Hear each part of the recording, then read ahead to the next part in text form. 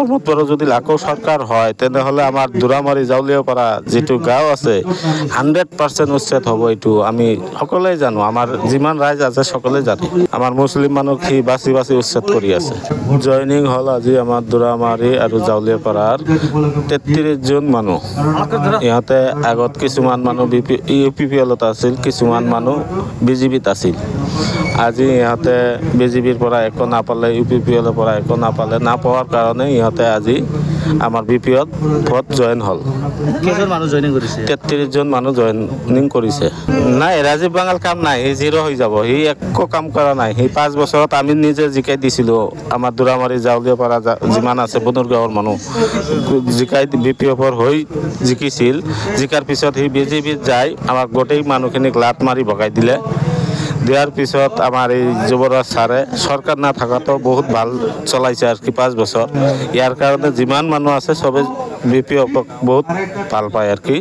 আৰু যিমান ভোট আছে আমাৰ মুছলিম চবেই ইয়াতে দিব। 80% ভোট আমাৰ যুৱৰাজ ছাৰ পাব।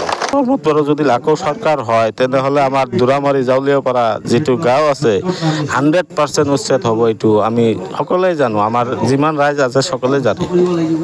আমার মুসলিম মানুহ সি বাছি বাছি উচ্ছেদ কৰি আছে। আজি মেছেজ জনাম মানে ভাল, যাতে BPF চৰকাৰ আনিব লাগে, আমাক হাগ্ৰামা ছাৰ চৰকাৰ কৰিব লাগে। যদি হাগ্ৰামা চৰকাৰ হয়, হাগ্ৰামা ছাৰ নিজে কৈছে 2003 পৰা যিয়ে ভোট দিছে সি আমাৰ BTCৰ বাসিন্দাৰ, এইবিলাক মানুহ কোনো উচ্ছেদ নহ'ব। হাগ্ৰামা ছাৰ নিজে কৈছে। আৰু এতিয়াতো যিবিলাক মানে ভাঙা চেঙা কৰি আছে, এইবিলাক কাৰণে মই আৰু তাক ভোট নিদিম। বনৰগাঁও সমষ্টিত ৰাজীৱ বাঙালৰ তাই এজন নিৰ্বাচন খেলিব, তাক কি আপোনালোকে ভোট দিব নাই? নিদিম। কিহৰ কাৰণে ভোট নিদিব? নিদিম ভোট। কিহৰ কাৰণে নিদিম ভোট? মানে এইটো বহুতগুলা আমাৰ হাৰা শাস্তি দিয়া আছে, এইটো কাৰণে ভোট নিদিম মই। তাক মই ভোট নিদিম।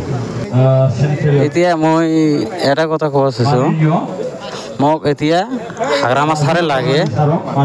আছিলে না তখন কি কয়ে নিয়ে গেছিল তোদেরকে? ওই যে এটি দিমু ওটা দিমু হ্যান ত্যান নানানটা এলেই কোনো উন্নতি হয় নাই। প্রমোদ বড় কয়ে থাকছিল কি পরিবর্তন মানে শক্তি মানে ডেভেলপ করেছে বলে BTC একদম ডেভেলপ করতে মানে ওই জন্য কিছু রাস্তা ঠাস্তা কিছুই নাই।